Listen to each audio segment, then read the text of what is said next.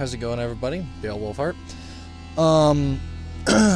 We're gonna be doing some Fallout 4 for the first time on the channel. Hopefully it will go well. I've played a lot of Fallout. I think the save has probably 2 days on it, and that's not even a whole, that's not even the most I've got on one Fallout save. However, I felt like doing something, so I am. This is a heavily modded playthrough. I've got maybe 500 I don't know, 500 mods. I have a sizable amount of mods on here, though. I believe we're currently on the way to reunions, I guess, kind of on accident. So obviously, spoilers for elements of the story of Fallout 4, possibly as well, possible spoilers for Nuka World and Far Harbor, and potentially even spoilers for the other various Fallout games out there. While I am here, what gun do I have equipped currently? The M1A. Alright, I'm going to be kind of reviewing some gun mods as well, telling you my thoughts about the gun itself and the mods. Bear, I'll tell you about the Springfield Armory M1A. Springfield Armory M1A. Hello? Hey there. Timothy. Excuse me, sir. Would you happen to know the way to Bunker Hill?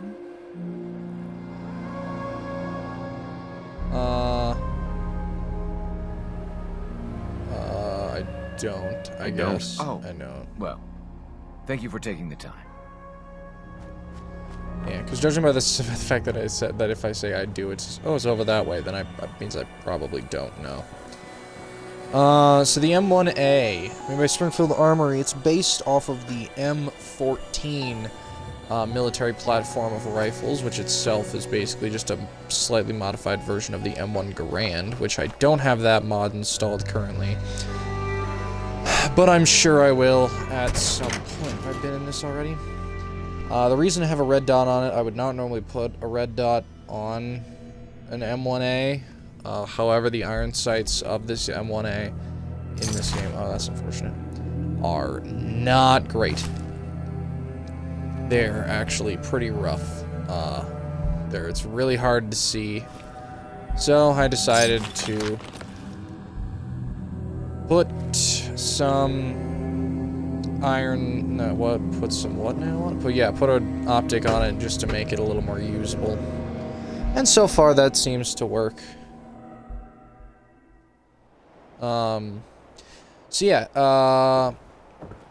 The M1A is a civilian version, like I said, of the M14, which itself is a battle rifle, not an assault rifle, rather a battle rifle, chambered in, I believe, 308, whereas the M1 Garand was chambered in 30-06. Now, you should know, I believe it will say, I actually don't have it in my list. It says 30-aught Springfield, if you happen to see me go over the M1A. It says 30-06, but that's just because I changed it to... I downloaded a mod that changed 308 to 30-06 because of the M1 Garand mod. Dog meat, what? But, Stout, one of his creature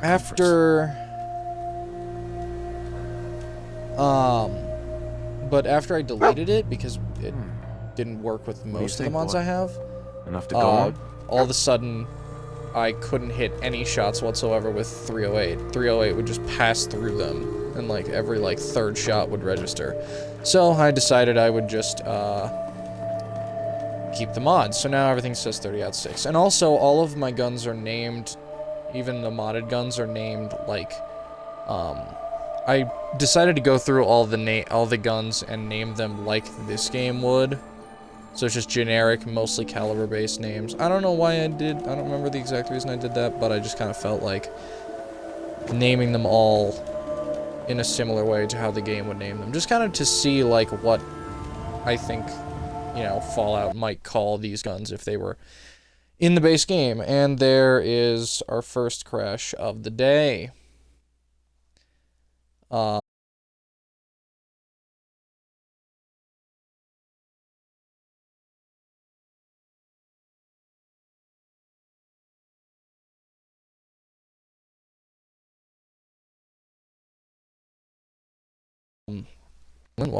Here we go. Should be back up displaying the proper thing here shortly. I realized that this was going to be a bit of an issue. So I'll just continue talking about the M1A in the meantime and stop talking about Fallout itself. So, Springfield Armory as a company has kind of mixed opinions from a lot of people. Generally, people like Springfield Armory. Well, no, I hear a lot of complaining about Springfield Armory, partially because of the Springfield Armory XD, which is a full-size handgun, but also because of some of their maybe not so pro to a, I guess, stuff. Look that up. I mean, look, you can look up Springfield Armory if you like, to get more information on that. But Springfield Armory, interestingly enough, Springfield Armory is also the name of an armory that originally manufactured things like the M1903 Springfield bolt-action rifle that we used during World War I, and most rifles manufactured prior to the M16. However, when the real Springfield Armory went down, and I just realized that my mic is in the middle of nowhere, so hopefully that didn't affect audio. So I just realized my mic was like under my chin for some reason. Anyway, so just remember the Springfield Armory that manufactured old military rifles and the Springfield Armory that currently manufactures the Hellcat, the M1A, the Saint, the XD. Those are different companies. But the M1A, too terribly familiar with how civilians see the M1A, but generally it's just a not select fire version of the M1A. So I think there's more really to say on the M14, which is the rifle it's based on. So the M14 was the infantry rifle of the U.S. from around around 1956, I want to say, to around 1975. Or 65 rather, sorry. It succeeded the M1 Garand and preceded the M16 or the AR-15. But the M14, basically compared to the M1 Garand, the only real changes are a change of caliber from 30-06 to 308. The addition of an external box magazine instead of an internal, I think it's an on-block clip, I think is what they call it, is an on-block clip, so yeah, which makes that classic Garand ping, which you may hear throughout the video because that's my notification sound. But, this M1A, yeah, as you can see that box magazine there, it also features a, God, I thought we were gonna crash already. I'm gonna go a different, I'm gonna not go the same direction out of fear of crashing. Because that could become quite an issue. I still gotta figure out why it's been crashing so much more lately, because I mean, it's always been crashing. But it's been crashing a lot more lately than it usually does. So I might try and cross this bridge, cross the river at a different point. So yeah, the M14, and then another, so let's see, the other issue, other differences really aren't much. There are some minor, like, cosmetic differences. I believe the barrel isn't as shrouded as it is on the M1 Garand, and there is an enemy up here. I'm working on it, McCready. Jesus. Commanding. Do I have a grenade? Nope. Don't. Okay. Well, let's, I get... Whoa, okay. I can't even see the man yet, and he's already throwing Molotovs. There it is. One thing I've noticed is that there's very little aim assist in here, so expect a lot of misses. And by a lot of misses, I do mean a lot of misses. Where is he? Where did he go? Oh. Having fun, huh? Got him. Most M1 M14s came with wood. M14s came with wood stocks. It's not even a most thing. Oh, nope. Wow. Okay, that's embarrassing. There we go. But very few, but not very few. I'm sorry. It's really hard to talk and play video games at the same time. Okay, so the M14 came pretty much only with a wood stock, but M1As you can also get with synthetic stocks as well. Like most rifles that come with a wood stock, you can usually replace it with synthetic if you so choose to. Although I'm more of a wood stock guy, which is why you see a wood stock on my rifle here. The M14, in terms of its military service, it was pretty well known for, I mean, it was powerful, and it certainly applied to the military doctrine of its time. However, with the widespread adoption of the SKS and the AK-47, oh yeah, I forgot about this zombie mod that makes people reanimate if I don't shoot their head off. I really should keep that in mind. But the M1... Goodness. Better hit. Right. So like I said, it was pretty good for its military doctrine of its time, but like I said, with the adoption of the SKS and AK-47, and by Russia had already adopted the AKM most of the way through the M14 service, but it was still the AK-47 for the majority of the M14's service. And we'll get to the AK later on, I think. It should be. So the M14, but the M14 did have a lot of negatives in the form of the fact that it was just it didn't compete all that well with the SKS and the AK-47 because of the fact that they were intermediate cartridge rifles.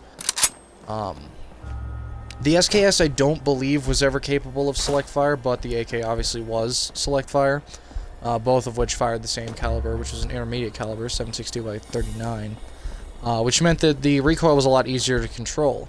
And with 308 being as stout as it is, and any of you who've shot it know that it's not just a little baby boy round. I mean, it's got some kick behind it, and your shoulder will be a little upset with you after a handful of rounds, but still, it was very efficient at taking people down, and it's also very efficient at taking people down from, like, over there.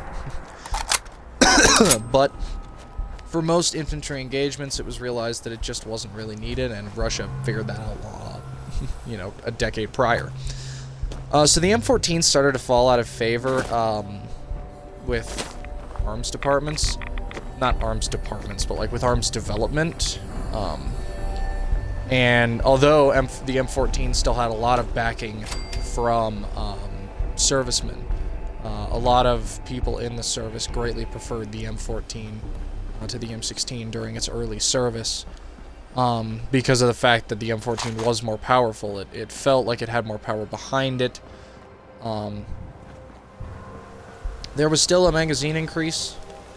The M1 Garand only held 8 rounds. The M14, I believe, held around 15 to 20 in the standard magazine. So it definitely had, you know, a capacity upgrade on it. But we shouldn't need cover right now, McCready. So, but because of the fact that it just kind of felt, you know, heavier and more powerful, a lot of GIs did prefer it during the early transition. But by modern arms standards, these are always 50 caliber, these things. I don't understand. It's gonna be very hard to get this. Oh, so close. Oh, one more. Come on, I need that 44. Oh my god. There we go. Come on. So, but yeah, by modern doctrine, I mean, the M14 isn't as well liked. I do recall hearing some negative things about it, but for the most part... Okay, normally that flies around for a second, but I guess it didn't feel like being cooperative. That's unfortunate. Is it Psycho? Okay, I'll take Psycho. So, yeah, there's kind of your basic...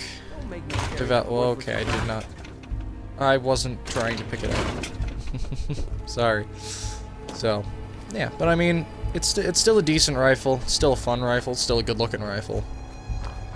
But it matters a lot what your personal preference is. I personally prefer, like the M16 over it, but I can understand the complaints at the time, even though they don't really hold any water, anymore.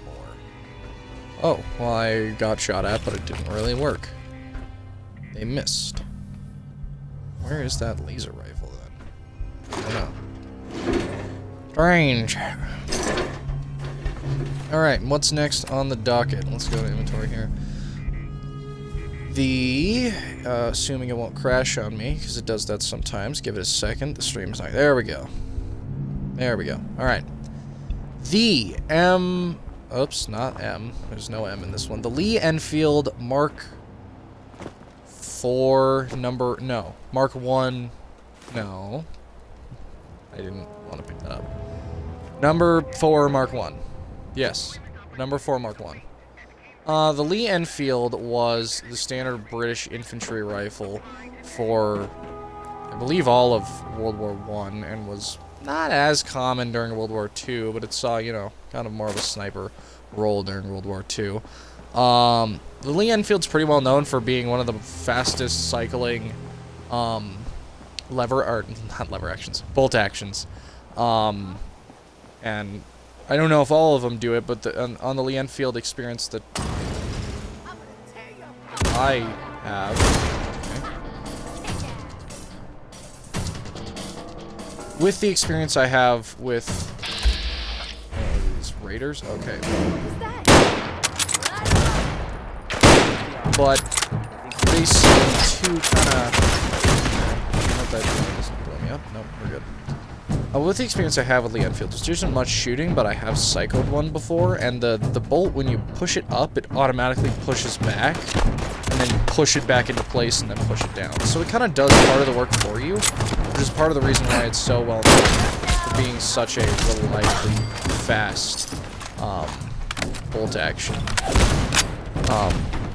It's also one of the best looking, and has some of the best iron sights as well.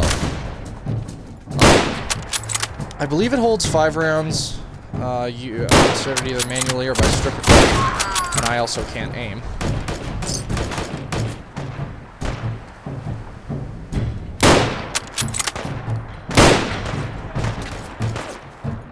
Come on now. Fuck it. I'm going full motion, because I can't seem to hit my shots. I don't know if it holds 10 rounds in real life. I think maybe like the non-SMLE one might, but I don't think the standard one does. Okay. Apparently I can miss it point blank.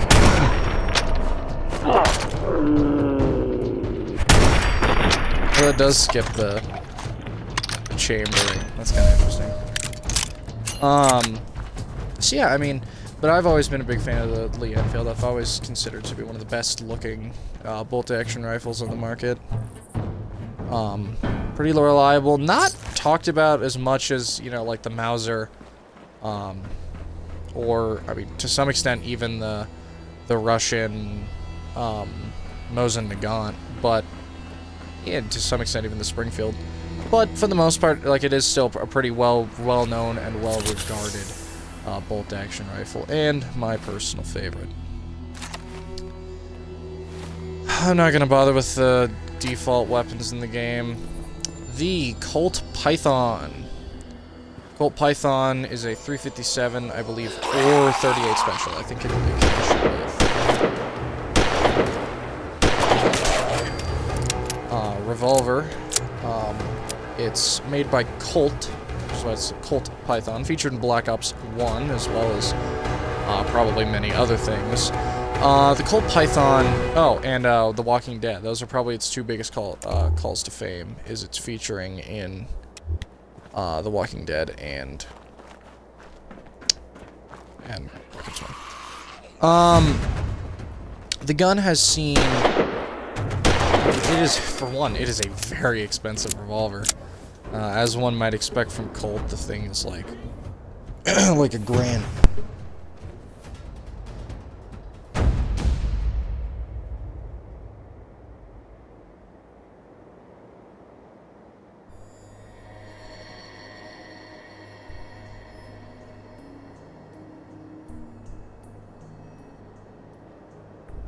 I'll be right back, everybody. I apologize. This is the issue with living with your parents. You gotta do stuff every once in a while.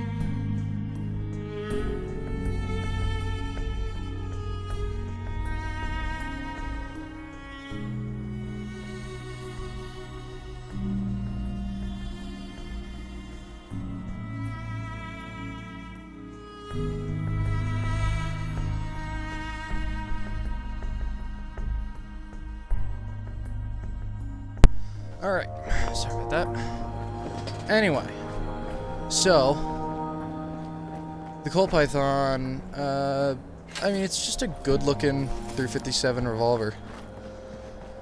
It's not a whole hell of a lot to really say about it.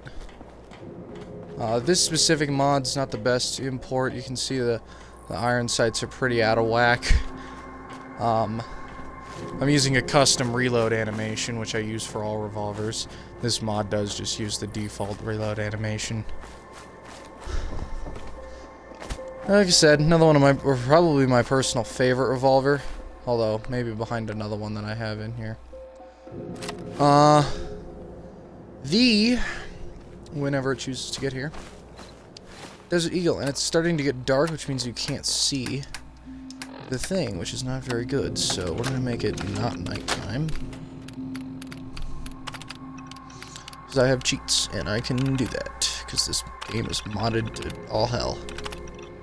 Date and time, day, well, I want like hour, time. Set to 9 AM. There we go. Alright. The Desert Eagle. The mod in this game runs off of the standard, just the Deliverer animations. So if you happen to have a custom animation for the Deliverer, then you will have a custom animation for this gun. It fires actual 50 cal in the game, and if you notice the shells, well, they are actual, albeit fairly small, 50 cal brass. So, bear that in mind. They are not, it is not 50 AE.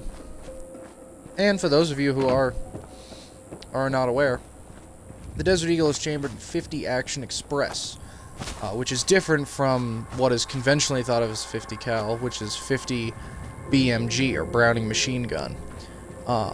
50 AE is basically just kind of a, it's a large pistol round, both in bullet diameter. Okay.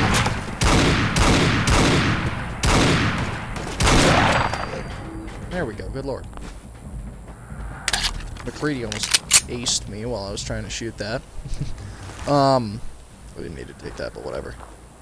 So, like I said, the Desert Eagle is chambered in a different type of 50 cal, which means that it is not, what's the word I'm looking for? So it's not as powerful as you think it is. Obviously, it's a very powerful handgun. Saiga 20. Ooh, there's a Saiga in there. I already have a Saiga, so that's okay. So yeah, I mean, like I said, this gun uses 50 Action Express, which is not quite what you think it is. Of course, in this game, it's 50 BMG, but, well, I don't think they would bother making a different cartridge. Although you can also get them in 44, And I believe one other caliber. Is it 357? I know you can find them in 44. And you can probably not hunt deer with it. Although, to be fair, that's not out of the question. So the gun is manufactured by Magnum Research Incorporated. However, the it's made by it. I think it's actually manufactured. Well, the licensing was given up to some extent to IWI, Israeli Military Industries, or I guess now I think it's Israeli Weapon Industries. Probably because Magnum Research couldn't fucking afford to make this big-ass thing. But it is still technically Magnum Research. It's just also technically IWI. I wish I knew enough to be able to give you more certain terms, but that's the best I can remember. Yeah, I mean, it's a really, I mean, even though for, like, as a civilian, the gun is pretty overkill, you won't find yourself finding a whole hell of a lot of use out of something like this. I mean, for one, it's an absolute handgun. It's shit out of well, I think everyone would prefer to have a functioning hand in a gunfight. The gun is also huge. The gun is more than sizable. So you absolutely cannot carry it. This gun is really just for, you know, shits and giggles, and it really doesn't serve much more purpose than that. But it looks good while doing it. It's got one of probably the most menacing appearances of any firearms, and especially of any handgun. I wouldn't normally shoot his head. Well, I would normally shoot his head off, but I have to because they might end up respawning as a zombie while I'm sitting around. Unless they have a limb blown off, they will respawn as a zombie. Boom. I nailed that. What do you mean? Boom. Good. Got him. Yeah, alright. Desert Eagle. It's pretty commonly well known. I think everyone kind of knows about the Desert Eagle. It is possible to shoot this thing in fairly rapid succession. You have to be pretty trained and have one hell of a wrist, but you can fire this thing pretty quickly and accurately. The fire rates in this game, well, okay, to some extent. The fire rate's kind of awkward, so it doesn't have a set delay. It's kind of got a somewhat set delay, which does make it fire a little bit oddly. What is that? Let's go here. Assault carbine. Okay, so this is the M4A1. Is this in semi or full auto? This is in semi-auto. So this is one of the two different service rifle mods I currently have installed. This one I use more for, well, I guess, the style of AR-15. So I'm gonna talk about the M16 before I talk about the M4, however. So we're gonna move on to the next one, the Stetchkin APS. This one's not a very well-known handgun, despite it really kind of deserves to be well-known. The Stetchkin APS is basically a Makarov, which is a Russian handgun chambered 9x18, which is different than the standard 9mm, which is called either 9mm Luger or 9mm Parabellum, which is 9x19, so the case length is ever so slightly shorter on the Makarov. The Makarov was the standard service pistol of Russia for quite a while after World War II. But the Stetchkin was not, because it was automatic. The Stetchkin APS is automatic. It's an automatic Makarov. Now, normally it comes with a stock. This one does not have a stock. Normally it would have that 80-round drum mag and a stock. And just recently, the Makarov and the Stetchkin were added to Call of Duty Modern Warfare, so hopefully that will kind of increase the Stetchkin's clout, because it is a pretty neat handgun. But obviously in real life it didn't get a whole lot of success. mean, for one, it's a Makarov, so it's not going to get a whole lot of notoriety, especially compared to like the Glock 18, which is also a fully automatic 9mm handgun. But the Stetchkin just is not practical to use, and I guess wasn't notably looking enough to get any real notoriety from the general public.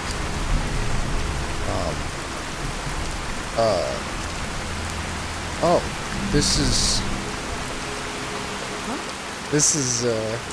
Well, hello. Hello. Was he on the farm? Nice hat. I didn't know that was in the game. I've never seen a regular ball cap. Anyway. Yeah, so like I said, I mean, there's a lot to talk about when it comes to... There's not a... So Makarovs, there's more to say about the Makarov, because the Stetchkin is basically just a longer barreled automatic version. The Makarov itself is basically just a regular handgun. It's only a single stack 9mm magazine, which means it's pretty small. It doesn't hold a whole hell of a lot of ammunition. I'm about to walk into the wrong side of the map, so I'm not going to do that. Hopefully this rain isn't drowning out my audio. Actually, hopefully my audio is still playing. Well, I assume it is because somebody's still watching, so clearly there's no issues here. But, the Makarov is, and I'd recommend watching Brandon Herrera's video on this if possible, because it's very much more useful assessment of the Makarov, I would definitely say. But basically, it's a straight blowback gun, which means that it's very simple. There's not a whole lot going on, which makes them pretty reliable. However, I guess a lot of people don't really care for them anymore because they're small, Russian, underpowered guns with small magazine capacity. But I don't know, they're neat. The Atchison AA-12. The gun was featured in a few Call of Duty Modern Warfares. I think 2 and 3, and actually Modern Warfare 2019 as well, just recently as the Jack 12. But I think probably one of its biggest claims to fame was the FPS Russia video done on it, back in like 2013 to 14. FPS Russia, it is actually his biggest video on the channel, and is probably one of the biggest reasons you would know about him, is because of that AA-12 video. The AA-12 is a potentially automatic shotgun, although my configuration is not automatic, although it still has a pretty speedy rate of fire. I think it's pretty obvious as to why automatic shotguns kind of really caught on a whole hell of a lot, and I'm curious it's because shotguns kick like hell. And unless it's in 20 gauge, it's probably going to be extremely tough to so obviously never really worked to catch on. It is a pretty neat looking shotgun. Of course, just the automatic shotgun part gives it a lot of notoriety to the general public. But in real life, it's not terribly practical. I mean, you could definitely get worse. And we're going to cut it to Deathclaws because in these mods, the AA-12 happens to be some... okay.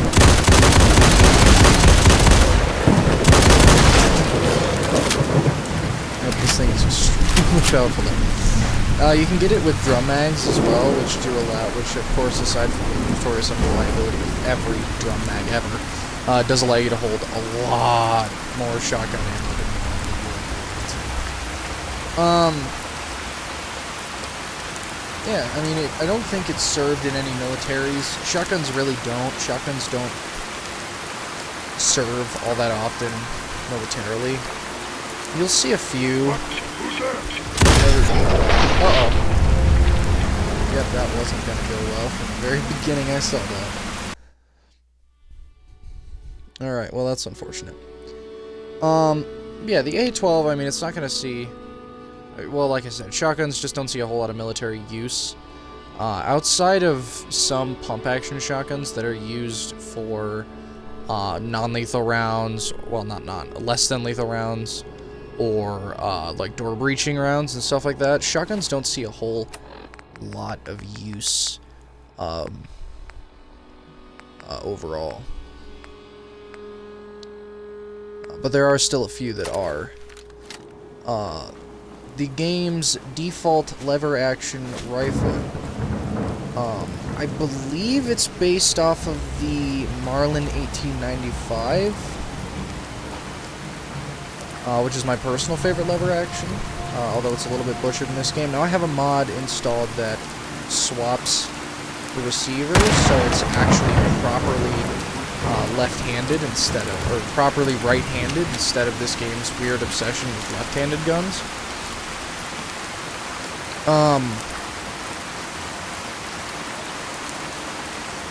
But I mean, it's still a decent, or it's still a good lever action, obviously. And with a few mods, the game's default lever action can actually be pretty fun to use. It uses 4570. Oh, I should also mention it was added in with the Far Harbor DLC, so it and mods related to it can only be acquired through first owning Far Harbor. But once you do, it also adds in this lever action, although left-handed, and 4570 as a cartridge. 4570 is an extremely powerful cartridge. The thing is just genuinely super beefy round. It's a rimmed cartridge, like revolver cartridges are. Because of the lever action nature of it, it doesn't need to be rimless for the way extractors normally work with modern semi-automatic firearms. But one of the most important aspects of it probably is just 4570 government. You could really use a cigarette here. Well, I'm gonna use one in front of you just to fuck with you.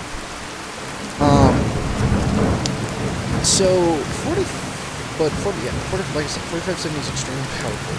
But one of the more important aspects, I keep saying I'm not paying attention to what I'm talking about. I apologize. So, I will say though, in the game, 4570 is extremely hard to come across. I have modded in the majority of my rounds. Like I said, 4570 is not common and extremely expensive. In real life, I mean, it's not too common either, but nothing really is right now. So, it's a pretty good hunting round. That there's a, like I said, it's a pretty common hunting round, mostly because of its nature of being extremely powerful. I mean, to my knowledge, this is something that can be efficiently used in a shooting. Yes, I can. So can you.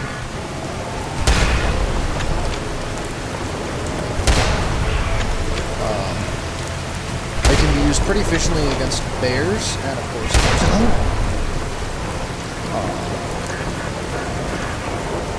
fire, and most other firearms. It's not a comfortable round to shoot, though. It's definitely something that's going to put a prick in your shoulder, and probably only want to shoot it a few times. But you definitely can. Gotta get away.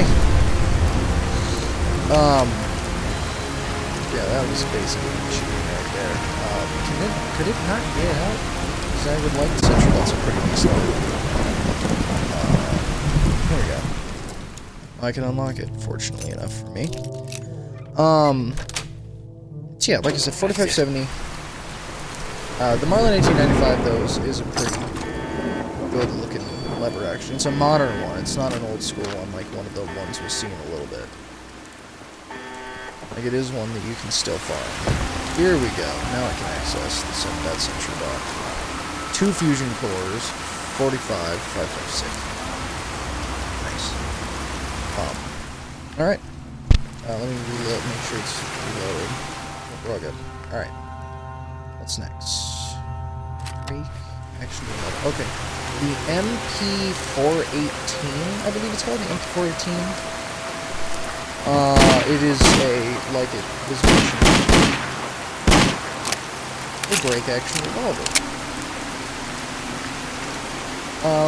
It works kind of similarly to the Model 3 Schofield, which I guess isn't all that notable, but it was in Red Dead Redemption 2.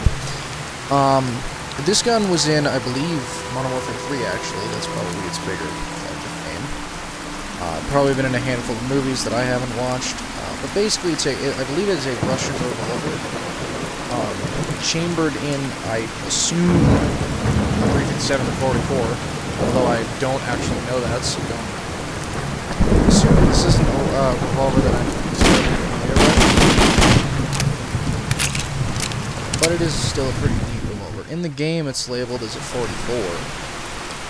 But that's the only revolver cartridge in the game, so that's not saying a whole lot. The Steyr AUG. Even people who don't like bullpups appreciate the Steyr AUG. That sounds fucking terrible. Alright then. So the Steyr AUG, I'd say, I mean, it was pretty popular in Black Ops 1 and various other Call of Duties. But I'd say its claim to fame was its use in The Walking Dead by the Governor, who was a pretty notable enemy throughout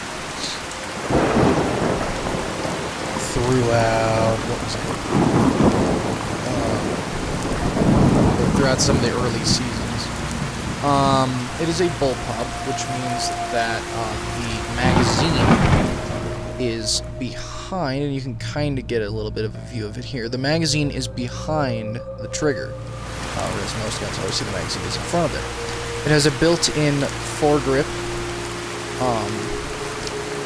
and some AUGs, not all, but a lot of AUGs, and generally what is typically pictured as an AUG, comes with an integral, I believe a 3 or 4 times scope. So, hold on.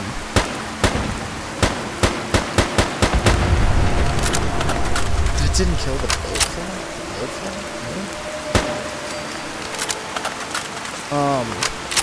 Now there are different variants. I believe this is an AUG A1, but there are other AUGs, some of which are chambered in 9mm parabellum and various other cartridges. It's one of my favorite bullpups, one of my favorite rifles in general. I've always been quite a fan of the Steyr AUG. Really one of Steyr's only claims to fame. I think they might be somewhat well known in the hunting rifle world, and I think they have a handgun as well. Okay, I don't think there's gotta be anything else blood bags, but they do still have some pretty notable, but this is definitely the most notable rifle. It also features an HK style charging handle that you have to lock back up and then slap once you, well, or just release normally, but everyone likes to slap it on the, when you reload it. I've always been a fan of it. It's a good rifle. Let's see what we got next. Oh, one other aspect. The AUG has a progressive trigger, which does not mean it's a liberal. It means that it, when you fire it, if you kind of lightly press it, it'll be in semi-auto. But if you hold it farther, if you press it farther back, apparently, this is what I've been told, then it will be full auto. Obviously, that's only the case for military style. If you have a civilian style, which they do sell civilian AUGs, but they're also very expensive. But you can find them, and that will cause it to fire in full auto if it is a military version. If it's select fire. So there you go. A little bit of something or other. The Cowboy Repeater from Fallout New Vegas is known in real life as the Winchester Model 92. Right? Yeah, the Winchester Model 92. Or 1892, depending on what you want to say, but usually it's just known as 92. A lever action rifle. This time, instead of ejecting out of the side, it ejects out of the top. Now, the 92 in real life is the pistol caliber version of, I believe, the 88.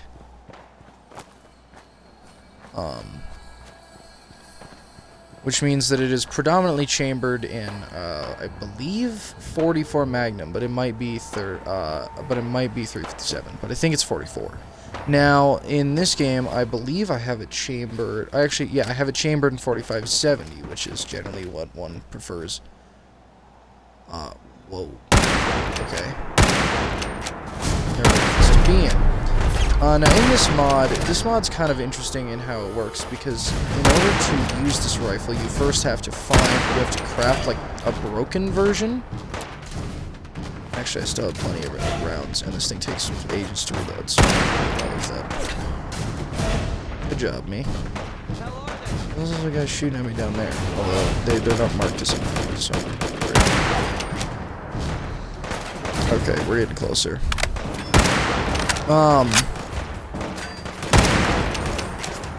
So this, lever actions, and I guess I can go on a little thing about lever actions here. Lever actions never really saw much service in the military. Now, despite the fact that lever actions started cropping up around the 1860s, which was during the midst of the Civil War, most people in the Civil War and past the Civil War still remained using, at the time, cap lock, which is basically just a slightly different version of a flintlock. Okay, hold on. We're gonna have to switch guns here for a second. Sneak peek of a gun I'll be using later.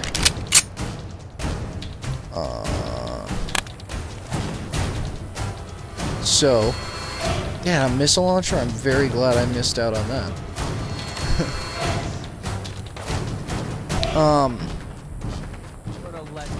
So lever actions, because of the way they worked, the military didn't really want them. Even though the rate of fire obviously is much better on lever actions,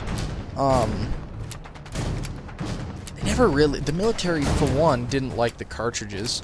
Up until a little bit later in lever action history, they started being chambered in larger calibers. For the most part, it was still revolver cartridges. Again, like 44 Magnum and 357. So they weren't as powerful as flintlocks tended to be, even though flintlocks tended to be, or cap locks tended to not be terribly accurate. Military doctrine also, up until like the 1910s, was very lenient on, or not very lenient, very stubborn on rate of fire. Generally, they wanted to conserve as much ammunition as possible, so something that allowed you to fire particularly quick was never particularly liked. I don't have much to verify that, but from what I've heard, that seems to be the case, and from how rifle development happened, it seems pretty sensible. But lever actions were also very hard to use prone because of the nature of how you rechamber every round.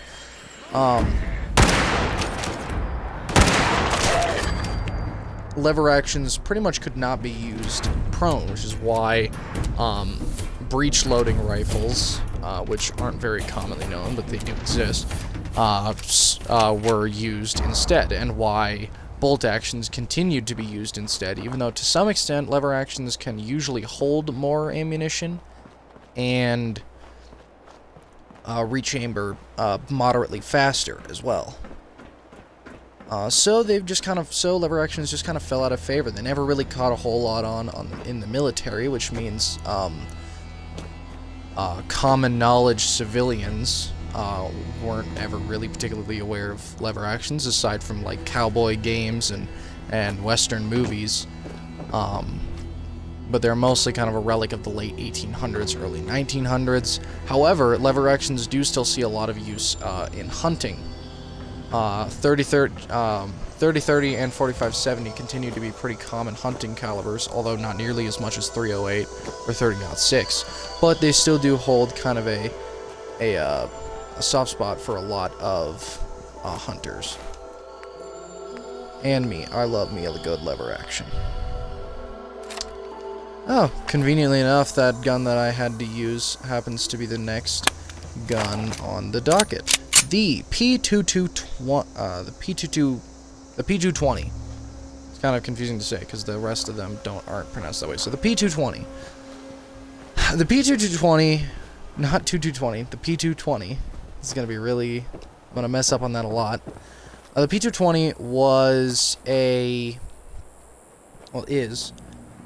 one of the first 9mm, or not 9mm. Alright, well, let me just explain it. So, the P220 is an early version of the P226.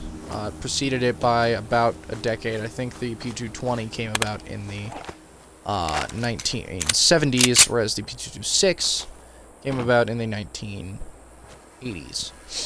The P220 is a 45 ACP handgun, which means that it also holds less ammunition, but it retains pretty much the exact same looks. It's made by Sig Sauer, a German but now technically American company. It's kind of confusing. That currently has the U.S. military's winning handgun in the form of the M17 and M18, which is a kind of militarized, if you will, a military optimized version of the P320 series of handguns. The P220 preceded it by a little bit. Didn't get a whole lot of notoriety compared to the P226, which unfortunately there is no mod for in Fallout 4. But the P226 and P229 are what? Look at what?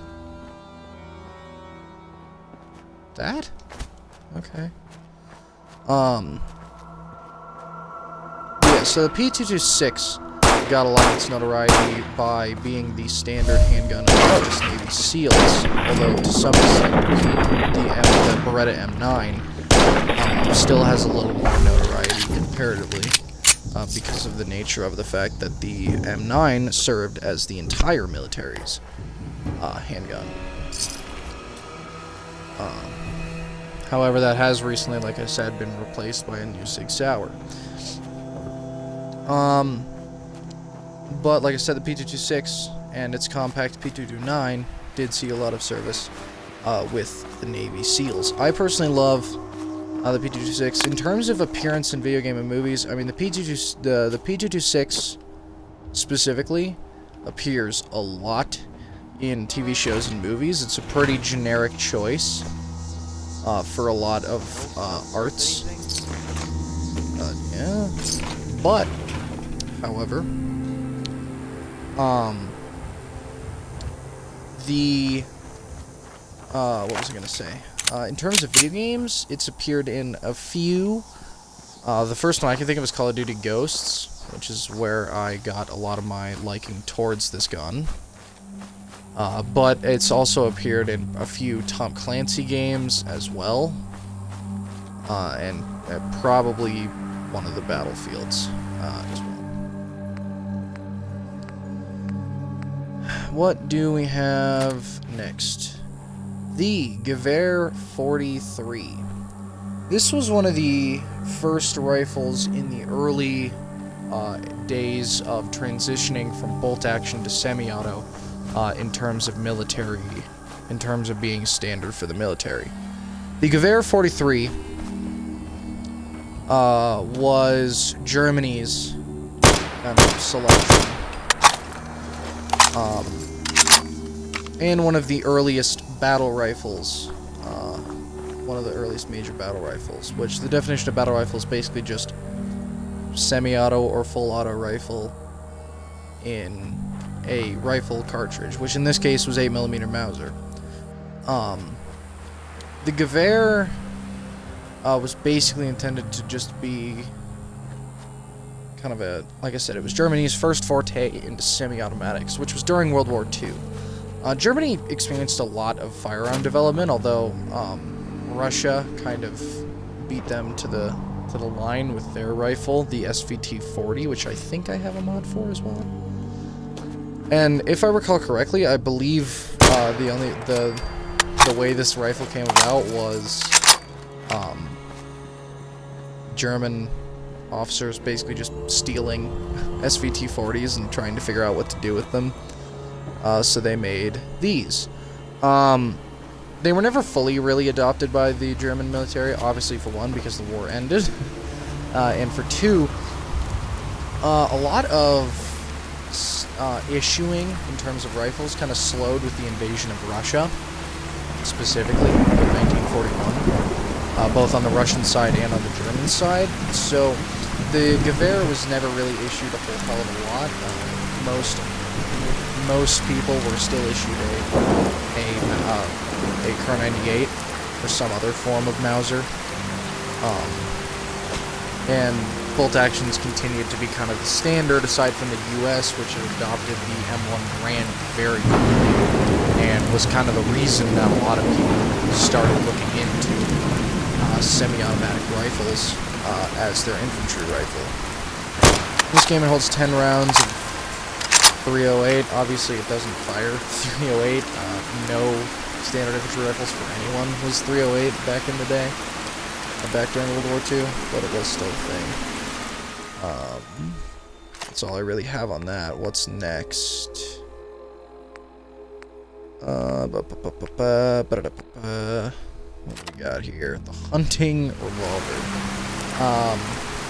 This gun made an appearance as the hunting revolver in Fallout New Vegas. It is the Magnum Research BFR, which stands for Big Frame Revolver. Let's be honest here, it should stand for Big Fucking Revolver. It's a revolver, as one might expect, kind of modeled after a Colt single-action Army. I'm doing rads here, I should have stopped. But instead of 45 long Colt, it's chambered in 45-70, which I've already sung my praises for so far. There's a lot of recoil. And like I said, it is an actual handgun. It's very powerful, although not quite as much as the 500 Smith & Wesson. But most of its notoriety comes from just being what it is. In terms of practical use, surprisingly enough, there actually is one. Some hunters choose to pair their rifle to match their secondary.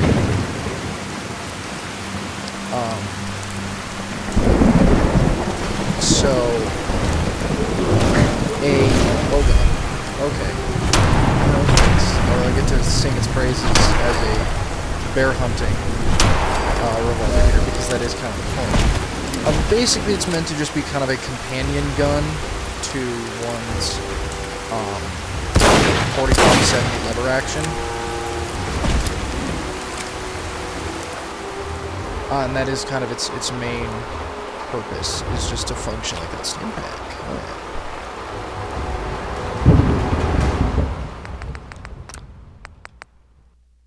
yeah. Apparently I can barely be heard. I guess that just kind of happens from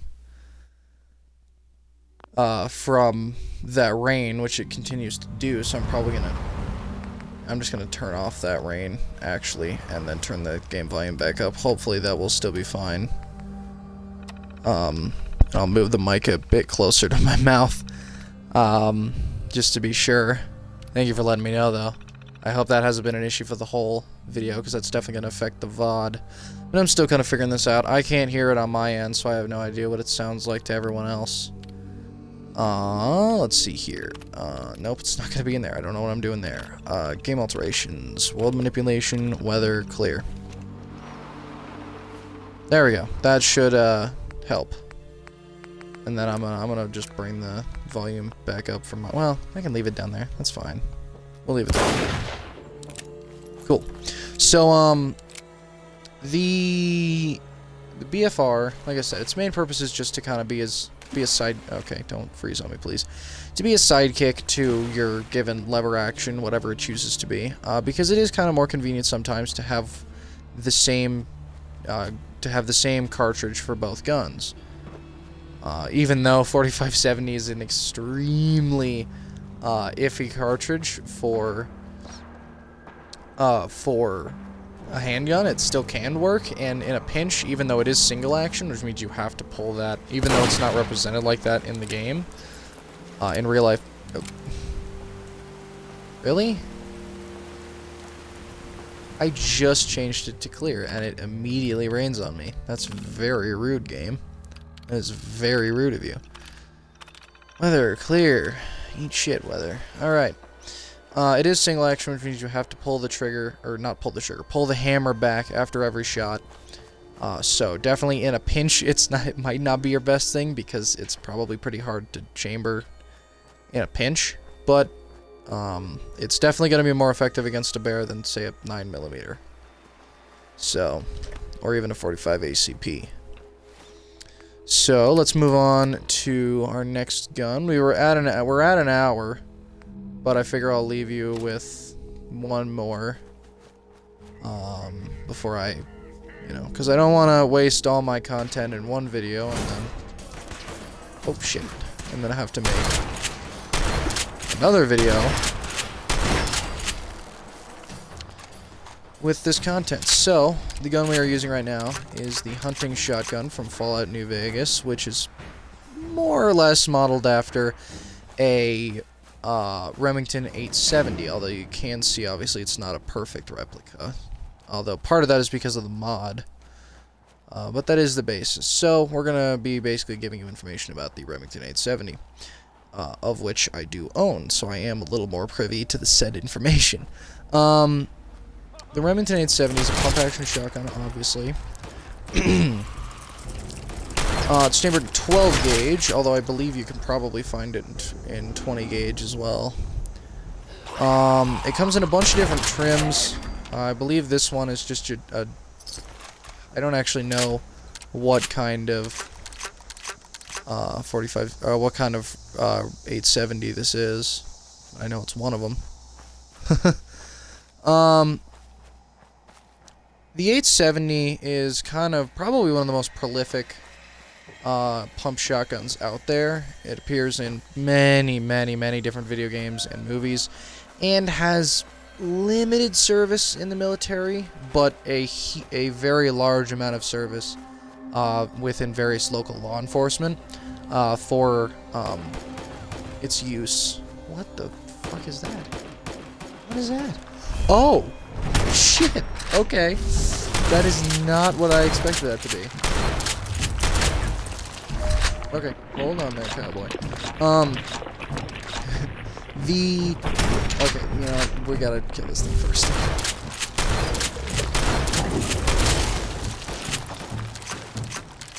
Alright. Getting there. Oh, shit. Okay. Pretty sure he just threw it. Alright, let's see the mag dump will take this thing out. Nice. And actually, that was a perfect mag dump. Do I have that shotgun anywhere around here? I don't. Okay, and I just revealed a bunch of different shotguns. So, the Remington 870, like I said, experiences a lot of law enforcement use, primarily due to the fact that, unlike other semi-auto and full-auto, or, well, not full-auto, but unlike semi-auto or other forms of non-manual loading shotguns, pump-action shotguns are, much better, well, actually, just good, not even just much better. You can actually use them, for less than lethal rounds, so stuff like beanbag rounds, or, tear gas rounds, stuff like that, you know, because, most semi-automatic shotguns can't recycle, or can't cycle, with low-powered rounds.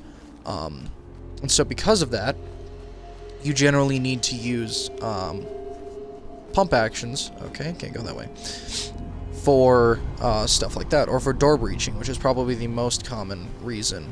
Okay, it's raining again. That's why. Why is it raining again?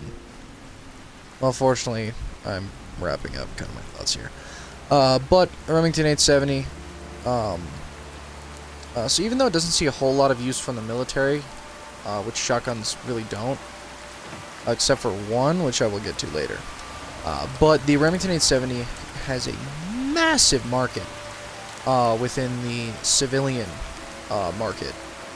I mean, obviously it's got, I mean, for one, it's a good hunting shotgun. It's used especially in the Wingmaster or, I believe, Express configurations for bird hunting, trap shooting, skeet shooting, stuff like that. But the Remington 870, but shorter-barreled Remington 870s also see a very large market for home defense shotguns as well. And there are various other forms of 870 as well. So, I mean, they're very versatile shotguns, and they're also fairly affordable. Remington 870s aren't terribly expensive. I mean, you can get most of them for like under $500, even brand new. So it's certainly a pretty big market to get into, and, I mean, there's a reason for it. It's a damn good shotgun. Because with pump-action shotguns, you really don't need to make them that expensive, you know. Once you get more expensive than 870s, you're just buying it for,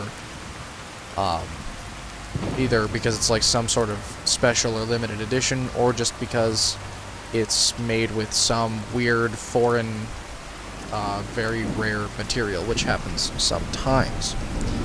So, I covered about an hour's worth of guns. I have no idea how many that is, but my throat's starting to get a little bit dry, and I don't feel like exiting the stream twice, so we're going to call it there. Hope you guys did enjoy that if you're watching on YouTube. This stream was recorded on twitch.tv/DaleWolfhard14 if you want to check in through that. Otherwise, I don't know, do whatever you want. Have a good one, everybody.